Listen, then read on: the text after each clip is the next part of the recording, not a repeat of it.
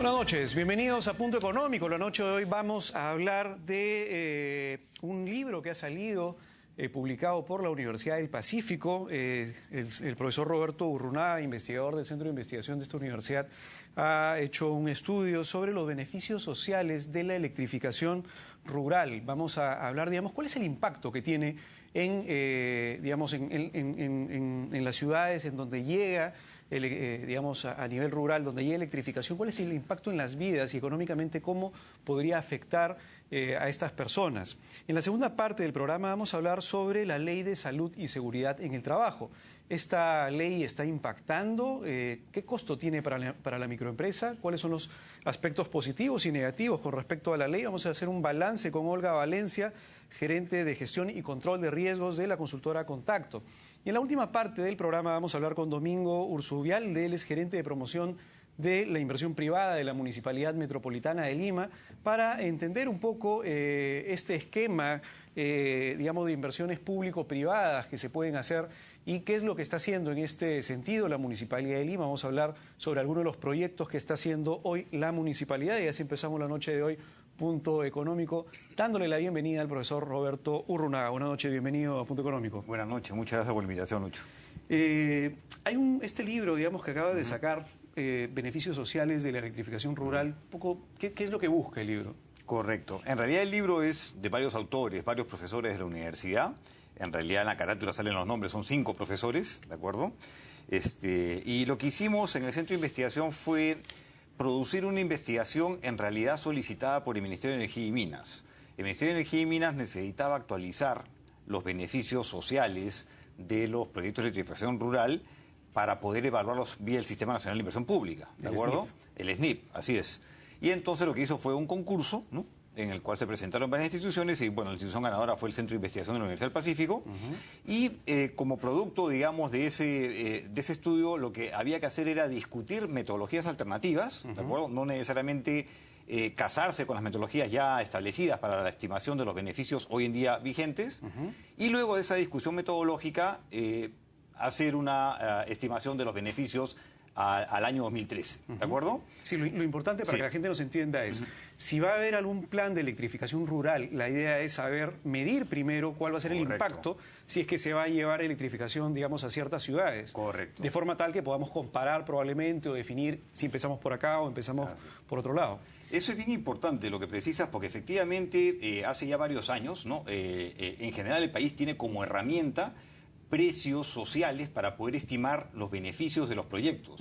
Es decir, no se trata simplemente de decir, porque yo creo que tal proyecto no es bueno, lo hacemos, ¿no? Hay que demostrarle al país que efectivamente los proyectos que estamos haciendo, si bien pueden algunos no ser rentables desde el punto de vista privado, ¿de acuerdo?, sí son rentables desde el punto de vista social. Entonces hay que demostrarles que los beneficios que genera sobre la población un proyecto X son mayores a las inversiones que tiene que realizar el gobierno con la plata de todos los peruanos. Así es. Y digamos, para poner un ejemplo bien sencillo, si un proyecto vale 100 soles y probablemente ese proyecto, quien paga el proyecto, que somos todos los peruanos, a través de los tributos, ese proyecto probablemente específicamente no retorna directamente en efectivo un sol o 2 soles o 3 soles. La pregunta es, por lo menos esos 100 soles que se ha invertido, digamos, ¿está generando algún tipo de eficiencia en la economía de forma tal que las personas que están hoy, si antes, digamos, ganaban 2.000 soles, ahora están ganando 1.300 y por lo tanto esa inversión de 100 impactó no directamente en la entidad, pero sí en la economía, ¿no? Entonces ahora la economía se mueve 300 soles más, digamos, ¿no? Que puede ser, por ejemplo, que efectivamente genere posibilidades de mayores ingresos en el futuro, como tú mencionas, o puede ser que le permita reducir costos. Así es. ¿No? Por ejemplo, uno de los beneficios que recibe la población es el acceso a la información, que ya accedía a la información con radios y televisión, pero con insumos para poder usar esa radio, para poder usar esa televisión, mucho más caros que lo que son producto de la conexión a una fuente de energía tipo electricidad. Me explico. En el caso del uso de la radio en una población, en una localidad rural no conectada, o sea, no interconectada al sistema de electricidad, típicamente lo que hacen es usar pilas. En el caso de una televisión, típicamente lo que hacen es usar una batería de auto, que hay que estarla pues recargando, ¿no? Regularmente, no necesariamente en esa localidad que no tiene acceso a electricidad, sino desplazando la batería a otra localidad con todo el costo de tiempo, ¿no? De transporte, y luego regresar, ¿no es cierto?, para poderlo usar en el centro.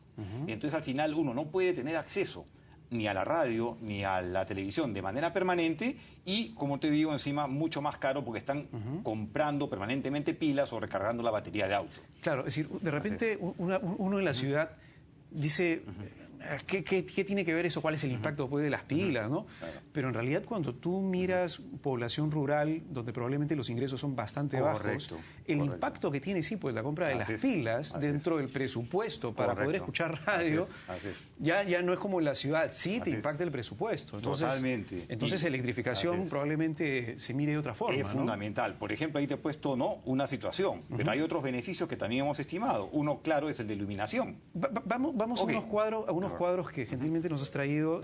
Vamos al primer cuadro sobre los electrodomésticos. Acá en la ciudad probablemente no estemos pensando, digamos, cómo en las áreas rurales están utilizando los electrodomésticos, porque acá son, digamos, de uso constante. Así es. A ver, ¿qué es lo que nos muestra este cuadro? ¿Cuáles son los electrodomésticos que suelen usarse en el área? Este cuadro, digamos, hay que compararlo inmediatamente con el siguiente que vamos a ver también en pantalla. De acuerdo. El primero es el uso de electrodomésticos de los hogares rurales ya electrificados.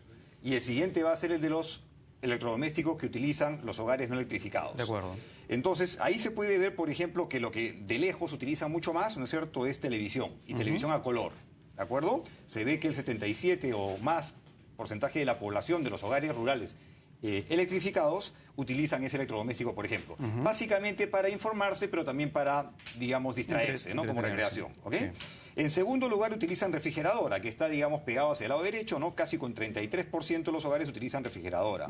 Y luego, digamos, menos relevante quizás para fines de los beneficios, licuadora. Y el otro importante es la radio, ¿no? Con alrededor del 25%. De acuerdo. Si podemos pasar a la siguiente lámina, ahí se ve la gran diferencia.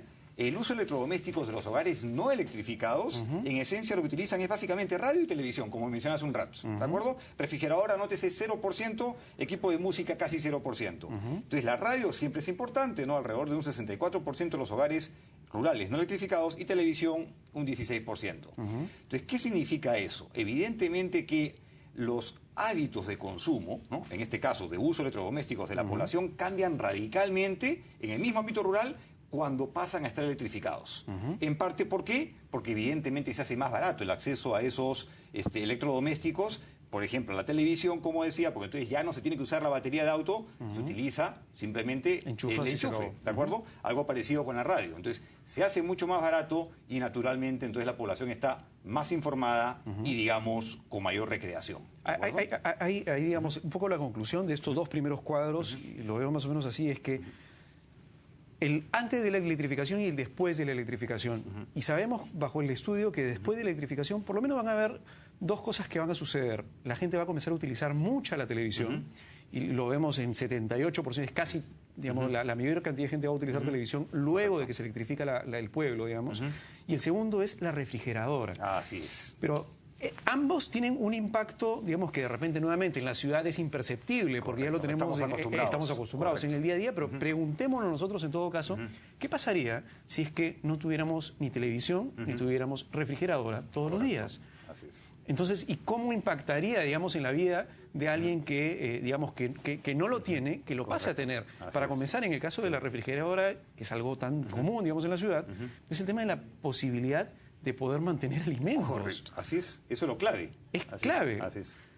Entonces, por ejemplo, principalmente quizás, ¿no? Mirando por regiones, en la costa y en la selva, por ejemplo, con el gran calor que hay, ¿no? En la sierra siempre, ¿no? Se nota, digamos, cuando uno mira la distribución, que se utiliza menos en parte porque justamente, digamos, no se valoran tanto los alimentos justamente por las temperaturas más bajas, ¿no es cierto?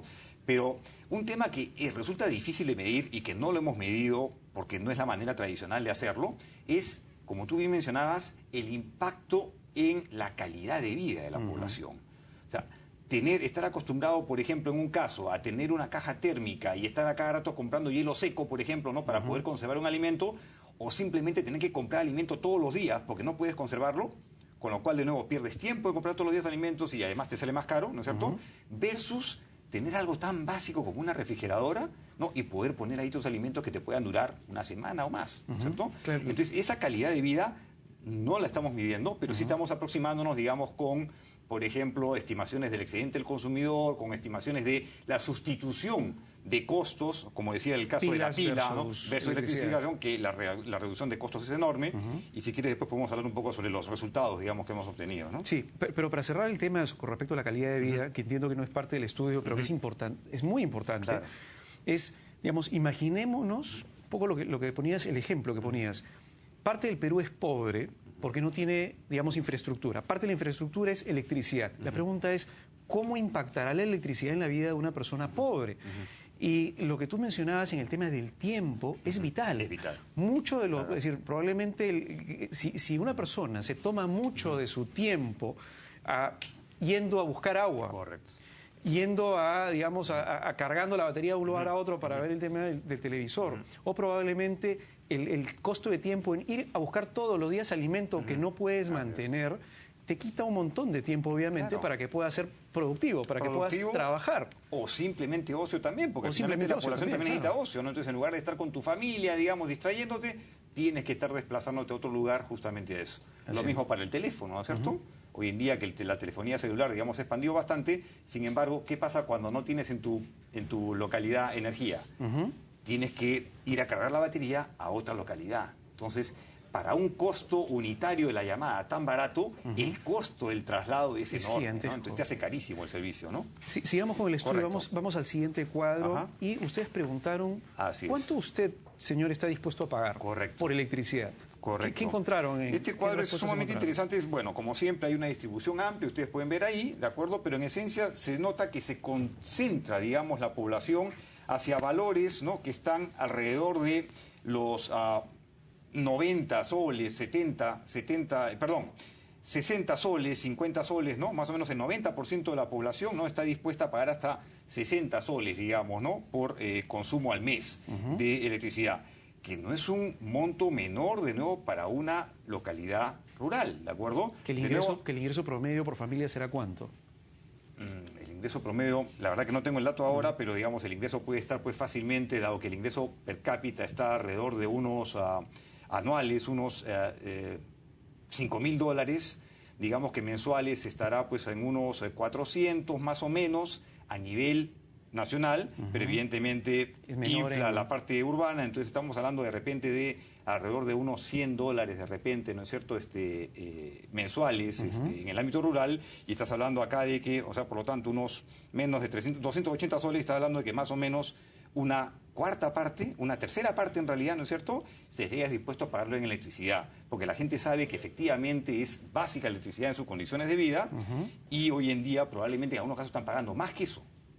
¿De acuerdo? O sea, esta disponibilidad de pagar no quiere decir necesariamente que lo es pueden lo que hacer. está pagando ahorita, ¿no es cierto? Sino que Claro. probablemente puedan ser reducciones o aumentos en otros casos de disponibilidad de pago respecto a lo que hoy en día En todo caso, pagan, ¿no? digamos, el Ajá. punto en este cuadro es, las personas, a pesar de que tengan bajos ingresos en las áreas rurales, bajo la encuesta, están dispuestas a pagar. Exactamente, y eso ya te Así dice es. mucho. O sea, si Correcto. una persona de bajos ingresos está dispuesta a pagar buena parte de esos ingresos en electricidad, significa que valora mucho la electricidad. Correcto, De correcto. acuerdo. Eso es bien importante, no solamente para reconocer efectivamente el valor que le dan al bien, sino que probablemente con esa disponibilidad de pago no lleguen a cubrir los costos de instalación, digamos, digamos la forma en la cual distribuíamos finalmente electricidad en la población rural, pero sí te da a entender de nuevo de que si se requiere un subsidio del Estado, el subsidio no tiene que ser total, ¿no? O sea, un Porque las personas cofinanciamiento se va a requerir, estarían pero la persona está dispuesta a algo- pagar. Así, algo- o sea, algo no está podría pidiendo poner. regalo, eso es importante también. La gente no te pide un regalo, te pide, dame facilidad en la infraestructura y estoy dispuesto a pagar algo, por lo menos para financiar operación y mantenimiento y algo de la inversión, ¿no? De acuerdo. Pero eso en todo caso es bien importante, Sí, porque, claro. porque si nosotros pensamos, decimos, pero necesitamos electrificar, necesitamos, digamos, el 100% de subsidio, no, o sea, Así es. no necesitas el 100% No, no. de subsidio, las personas están dispuestas a pagar Correcto. algo, y por lo tanto, digamos, parte de la torta de tributos que hay para poder, digamos, hacer infraestructura va a ser importante igual ponerlo ahí, Correcto. y parte del mantenimiento se podría pagar Correcto. a partir de los ingresos de las mismas personas. El siguiente cuadro es motivos por los cuales se Así desea es. contar con la electricidad electricidad. Acá ya es, digamos, revelador el tema. Así es. Es explícito que te dicen por qué están dispuestos a pagar. Y es lo que te lleva de alguna manera a concentrar los esfuerzos en estimar los beneficios ahí, ¿no? Okay. El primero, si bien dice comodidad, el de más abajo, digamos, que es el más alto, en realidad se refiere justamente al tema de iluminación, ¿no? Comodidad entendido como iluminación, ¿de acuerdo? Porque hoy en día, en esencia, si no estás conectado, básicamente, ¿qué utilizas? Entre otras cosas, velas, lámparas, o carbón, o lámparas, digamos, incluso hasta querosene. Una anécdota, ¿no es cierto?, es de que cuando hacíamos el estudio, el ministerio nos informó, ¿no? Nos recordó en realidad que el querosene ya está prohibido, el uso del querosene, ¿no es cierto? Por el tema de los insumos químicos para la droga. Y entonces, por lo tanto, no podíamos preguntar directamente por tema de uso de querosene. Sin embargo, es obvio que todavía la población sigue utilizando querosene, ¿de acuerdo? Entonces, el querosene está, en todo caso, escondido dentro del rubro otros, ¿de acuerdo? Pero, digamos, hay la apariencia de eso. Entonces, por lo tanto, el tema de comodidad, digamos, como iluminación, es la principal, digamos, ventaja, digamos, de la electrificación. En segundo lugar, se ve ahí el tema de justamente acceso a información o conocimientos, de nuevo vía radio y TV, ¿no es cierto? Y en tercer lugar aparece el tema de las horas adicionales de estudio de los niños en edad escolar, que es un aspecto bien importante, porque ahora, como vamos a ver en el siguiente cuadro, tenemos ahí ya el resumen de los beneficios, y básicamente los tres principales beneficios que nosotros hemos estimado son esos: iluminación, información vía radio y TV, y mejora en educación por mayores tiempos de estudio de la población, porque ahora tienen justamente luz para poder estudiar en lugar de utilizar con la vela, ¿no? Digamos, eso sería el resumen de todo el estudio. Así es. Pero nuevamente me gustaría que repitas, solamente para dejarlo claro y ya ir terminando la entrevista. ¿Cuán importante es, por ejemplo, en el caso de la educación? La luz, ¿cómo impacta en la educación de la gente? Porque finalmente los chicos van a poder tener 2, 3, 4 horas más por lo menos para poder estudiar. Así es. Sobre todo en localidades donde la iluminación, el sol se va rápido, ¿no? Claro, se va porque temprano. son más horas de estudio y también más calidad en el estudio, porque tú al final puedes decir, ok, si alguien efectivamente quiere estudiar, con vela estudia. Te destrozas la vista, ¿no es cierto? No lees bien, entonces no captas todo lo que deberías captar. O sea, hay un tema de cantidad y calidad también, ¿no? Roberto, muchas gracias por venir a Punto Económico. Bastante interesante el estudio y creo que nos ha quedado bastante claro que probablemente hay cosas que no vemos en la ciudad. Si nos pusiéramos, digamos, con los ojos de las personas que están en las áreas rurales, veríamos cuán importante es el impacto de tener electricidad como parte de la infraestructura para que estas mismas poblaciones también comiencen a crecer económicamente a través de chicos, digamos, con mejor educación, mejor informados, mayor productividad. Muchas gracias nuevamente por venir a Punto Económico e informarnos sobre estos temas. Muchas gracias. Y volvemos con más en la segunda parte de Punto Económico. Vamos a volver con la Ley de Seguridad en el Trabajo. Volvemos.